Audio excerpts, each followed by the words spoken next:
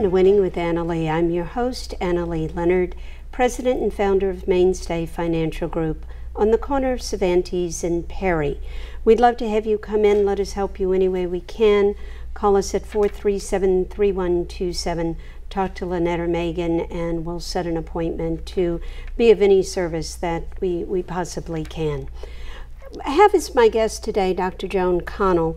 Joan and I are business partners. Joan joined me in the business after retiring from Pensacola State College. Joan is a PhD nurse, and I decided, you know, I do a very good job with my clients in the financial arena. That's what I love to do.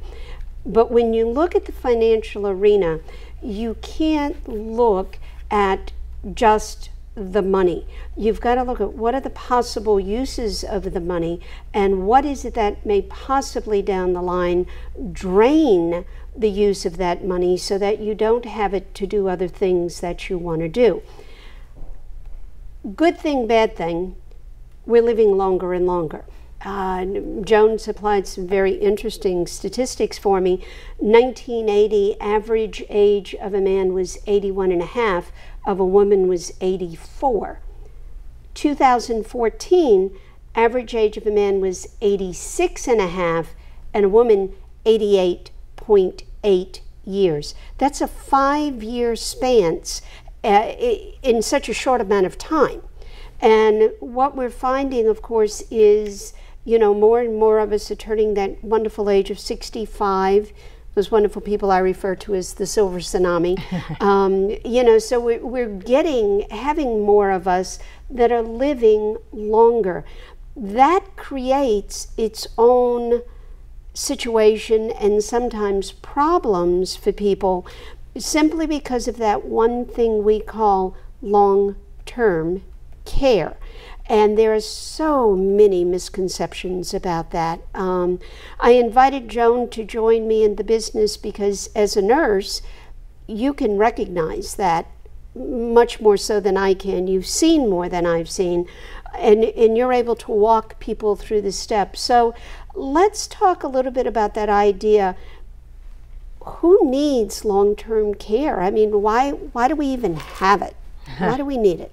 Well, it's interesting, Annalee, that you bring up the increase in our ages over the last 25 years. It's almost hard to believe that it happened that quickly. Yes. But you know, we are taking better care of ourselves. We maintain our health somewhat better. But no matter what, there is always that possibility of, especially as we age, the inability to take care of our own selves. Maybe not because of an illness, although that very often because of chronic kinds of situations is the reason. But sometimes simply because of the aging process, especially as we live longer, we could possibly lose some of the ability to do what we do every day that we take so for granted. What we normally do. And you know, we're just finishing that wonderful class on for caregivers of people with Alzheimer's and dementia. And when you talk about things that impair us from doing what we want to do, what's the newest? 1 out of 3 people over the age of 65 is going to have some type of cognitive impairment. I know, and that's really scary for all of us. And we have to prepare for that. We have to prepare for that. I mean, we know that right now, once every 67 seconds, I think it is, someone in this country develops Alzheimer's disease. And we expect that to get even more frequent as the years come. In the future. Yes, so we need to prepare. We need to prepare whether it's going to happen to us as individuals or whether it's going to happen to someone in our family.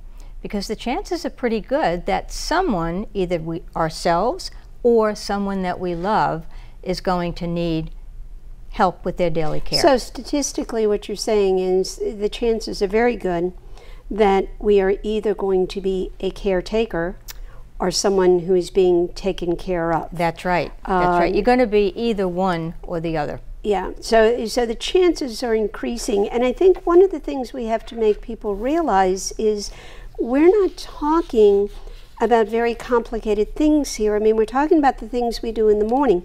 We get up, swing our feet off the bed, stand up, go to the restroom, clean ourselves, brush our teeth, go fix a cup of coffee, have some breakfast, get dressed, get in the car, and we go to work. Right. Well, we think, no big deal.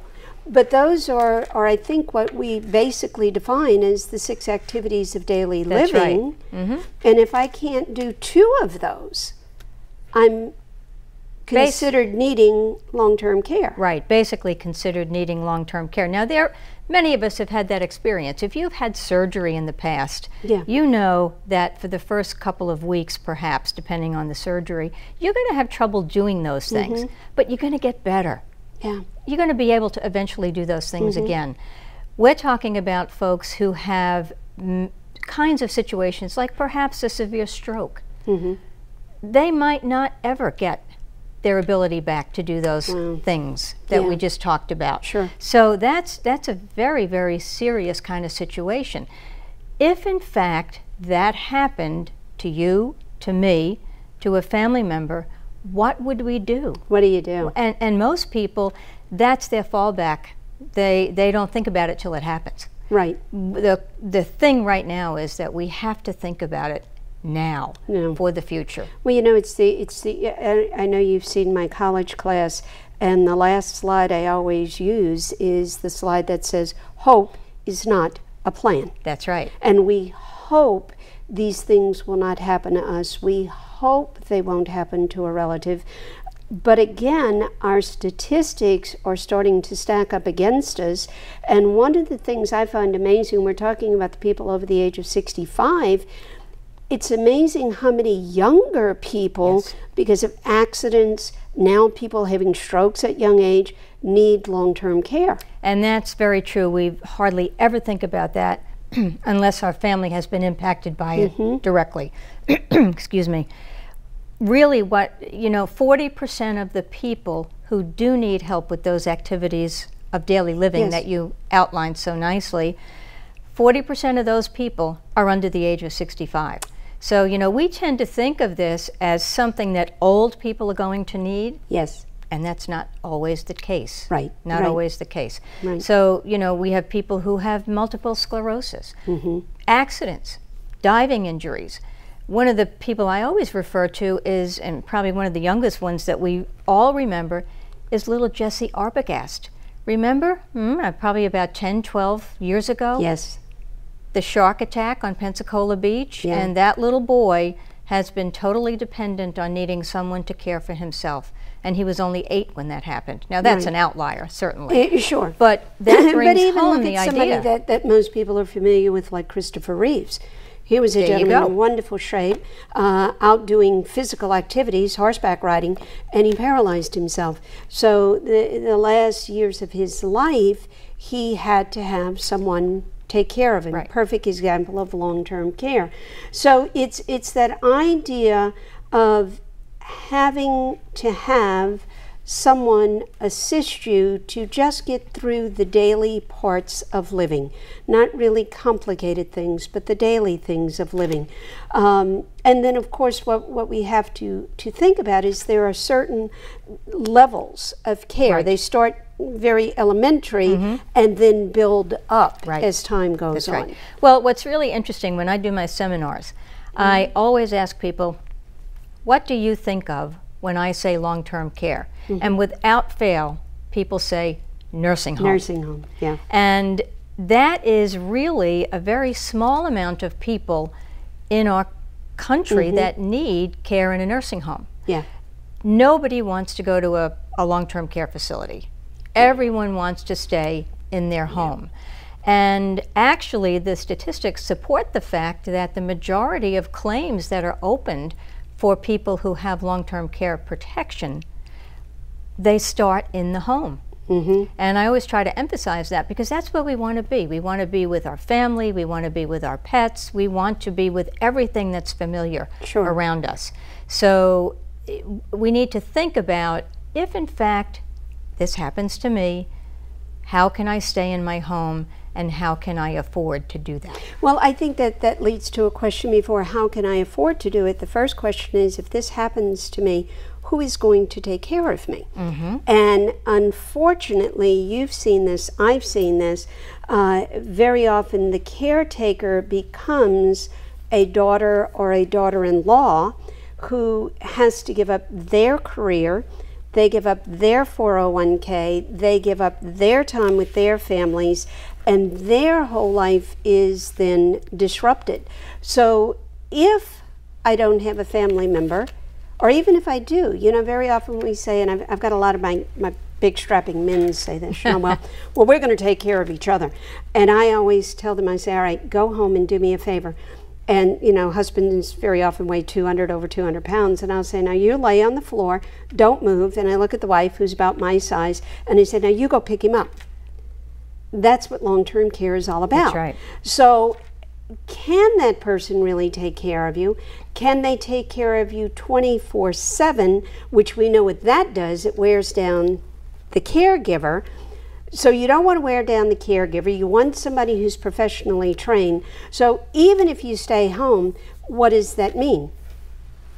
Right. You got to bring outside people in, which means you've got to spend money. Well, you know, AARP did a study, and they estimate that in this country, unpaid informal caregivers, otherwise known as family members and friends, are valued at $470 billion worth of care in a year. $470 billion. That's how much the impact is on the people who are the caregivers. I mean, you know, if we had to pay people to do the job that informal caregivers do, that's what it would cost. Yeah. And that's phenomenal when you think about it.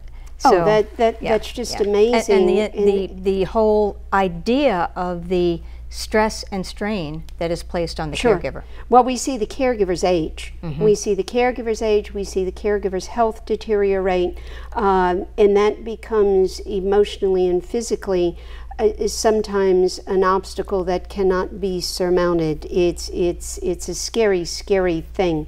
So, you know, levels of care, different people that are there. When we come back, we're going to talk a little bit about how those percentages work in the different levels of care, okay? Very good. Good.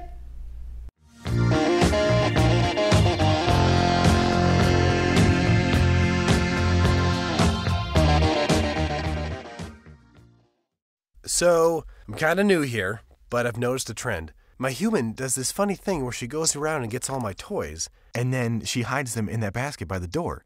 It's like, hello, that's where you put it last time. You were the worst at hide and go seek. Mainstay Financial Group offers advocacy and personal financial guidance in a caring environment. That's the heart of our practice. At Mainstay, we're dedicated to exemplary service and a caring relationship with our client, not with a number. Plan for the future now with Mainstay Financial Services. When you're finished with your food or beverage cartons, toss it in the recycling bin. Because every carton is recyclable and can be turned into useful paper products. Put your carton in the bin with your other recyclables and let them start a new life. When the contents are gone, let the carton live on. Recycle your cartons.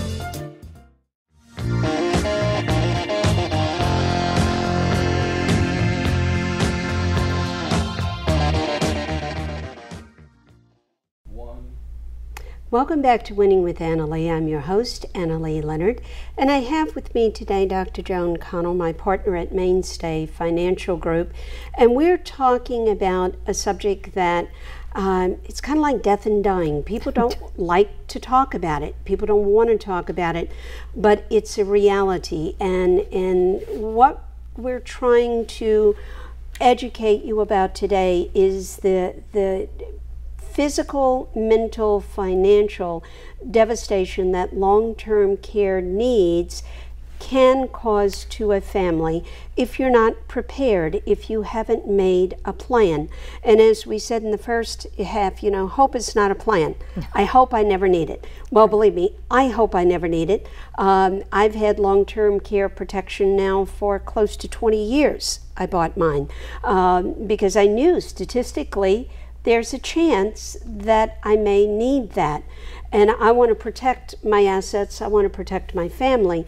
So let's go back to Joan and talk a little bit about the different levels. We talked about people taking care of themselves in the home. Very often we have to pay someone, a professional, to come in and help with needs as the needs get greater. Then very often we get to a stage where maybe we can't keep someone at home. Right, and at that point, and I tell this to people, that if you get to the point where you need care on maybe more than an 8-hour-a-day basis, because home care is designed just to do that. It's designed to take care of you for a certain period of time and supplement or support your family members in that caregiving episode. When it gets to the point where it becomes too stressful for the family member or too complicated for them to take care of you, then it might be time to think about another level. The next level really would be assisted living. And even in assisted living, we have certain levels that people will go through. Yes. Sometimes they can live out their lives in assisted living, simply needing help perhaps with medications, meal preparation, bathing, safety, bathing, those basic kinds of things. Then, if they need, and that's episodic, they have their own little apartment and they only need help periodically during the day, but it's safe to be there for 24 hours. If a person goes beyond that level that can be administered in an assisted living facility, then we're looking at nursing home. And that's what people just don't ever want to think about. It has the reputation is terrible and it's unwarranted. Yes. Because nursing homes serve an absolute need for us when we need care on a very extended period of the day. Sure. You know, if we need to have supervision for 24 hours a day, great, you could have it in your home if you can afford to pay it. If you can afford that. Yeah, but that's pretty pricey, as we'll talk about in just a minute, if you're going to do it for 24 hours a day. So nursing home certainly serves its purpose. Yeah. Yes. And I think a lot of the horror stories come from when nursing homes very first began, where there were places people were put and forgotten about and left. They were basically put there to die. And that is not at all what our high quality nursing homes are now. And it's like anything else. If that becomes a need, you have to investigate, you have to check, you have to look at reputation and ratings and what do they provide, what do they not provide, the cleanliness, the staff. So all those things are things that we actually have some things that we can help people with on things to look for. That's right. That's right. We have several checklists where we can provide those to people so that when they go to evaluate a facility, whether it's assisted living or a nursing home, they've got certain criteria to look at. We've shared those at some of our other seminars on senior housing issues. Yes. Yes. So yeah, those are so very, they could very come by the have. office, call us 437-3127, and request those forms from Joan, and we'll get those to you on how to evaluate facilities or places if you are at that stage where you're starting to look at something. So we've kind of talked about, we haven't gotten into it, let's talk about cost. Okay. Cost are something we have to be aware of, and as I teach people in my classes, you teach people in your classes, you basically have two ways you're going to cover yourself for this. You're either going to, well, three. Yes. You're going to pay out of pocket, you're going to get some type of coverage, which means insurance coverage, or you're going to wind up on Medicaid. Right, right. Now, true, there are some people who say they can self-insure, and they might be able to, some because people they may be able to have a very, very big nest egg that they don't care what happens to it. But if we have people who are very concerned about preserving their legacy for their future grandchildren, or their spouse, or their spouse especially, that's right. You know, we need to then look at how can you protect that kind of income and asset amount, so that you don't leave your spouse or your family with nothing. Certainly there are programs that will help people, but we need to really plan ahead so that it doesn't necessarily happen. So let's go back, please, to cost. Cost. Okay. You know, let's say we're in home and we have hired a service, someone maybe like Home Instead, to come in and help us with bathing and feeding and getting dressed type thing. In this, excuse me, in this area, what's a normal hourly rate on that, or a monthly rate? How does that break down? Well, it really depends on the agency that a person uses, but generally we're looking at between $16 and $20 an hour. And let's just use the figure of 20 because Genworth did a cost of care analysis last year, and the average cost of getting care in the home is $20 an hour. Okay. So if you figure you get care in your home for 8 hours, that's $160 a day. Multiply that by 30 days, that's $4,800 a month. Okay. Okay, that's almost the cost of a nursing home, right? So, you know, if you had to write a check for $4,800 a month, where would that money come from? Where would it come from? If you've got it, great. But a lot of people, that's their income, not even approaching that, and then how do they pay for it? And then how does the spouse survive? That's right. That's something we always have to think about. So that's in home. Now let's say we go to an assisted living facility. Yeah. Assisted living, generally here in Pensacola, we're looking at somewhere between $28,000 to $36,000 to $4,000 a month, depending on the level of care a person needs at that facility. Yeah. Well, you and I learned that. We helped a friend of ours in South Florida who needed to go into assisted living, and we were brought through the steps. Now, if we don't have to give her medication, this is her cost. Now, if we have to give medication once a day, these are the costs. Medication twice a day, and now we've added bathing, and every time they'd add a level, the cost would go up. So this to me is the same thing I tell people when we're looking at the financial status. You know, you can plan for the very, very best.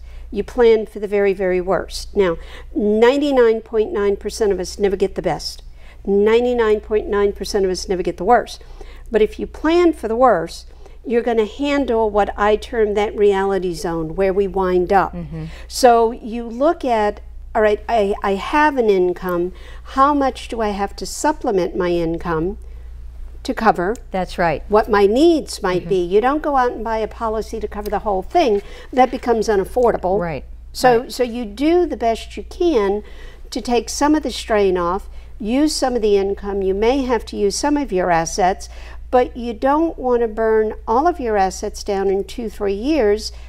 And like I said, leave the spouse, if there is a spouse, leave that spouse destitute. That's right. And what you say is so true. You know, years ago it used to be you would get a long-term care policy and the insurance agent would urge you to cover the whole cost of care. You know? And there's been a tremendous change in that because we now look at it as a supplemental kind of policy. You know, like you said, you don't need to cover the whole thing. No. You cover some. Because it's part of the plan. Yeah. So you work into the plan and see how much coverage do you really need. Okay. You know? So let's go back. We've talked a lot about statistics today. Right now, in the world we live in today, which of course isn't perfect, we would like for it to be, but it isn't. How are these things getting paid now? Well, when we look at nursing home cost, a good portion of that is covered by Medicaid, because we know that Medicare does not cover long-term care. It doesn't cover long-term care. Would you say that again? Because it's a big misconception. A lot of people think Medicare covers long-term care. It does not. No, it does not. And custodial care is the kind of care that you mentioned earlier, where we cannot do our activities of daily living. Yes. Now, what gets confusing is, well, people say to me, well, I was in the rehab facility and Medicare paid for it. Rehab. Okay? Yes. It's skilled. It's rehab. Yes. And the fact of the matter is, Medicare will pay when you're getting skilled care, and you might be recovering from something and you can't take care of yourself. So it's going to pay, it'll pay for both at that point because but only you're a certain getting amount skilled. of time. Right, and there's only a certain amount of time that it will pay for, and that's a whole nother show right there with Medicare. But the bottom line is, and people have to remember this, do not count on Medicare at all to pay for your custodial long-term care needs. Yeah. So, you know, and I think one of the things we have to look at too, assisted living, today's statistics, family out of pocket is 75%. Right. Family out of pocket. So I'm going to make a suggestion to some of my younger listeners. You might want to talk to your parents about protecting themselves with long-term care, and you might want to help pay for that premium. You'll have a lot less out of your pocket than if your parent winds up needing care and then all of you have to pay for that care. We have a lot of our people that do that. It's almost like a legacy planning, which is a very good way to look at this. You're protecting your legacy, your children's legacy, because very often, you know, sometimes the parents won't go and say, well, we can't afford that premium. Right. You take that first step and you be the one to help them make their future more secure. And while you're doing that, we can show you ways to make your own future more secure. That to me, it's becoming more and more of all of us taking care of each other. And that's what it needs to be. Joan, we've barely scratched the surface of this.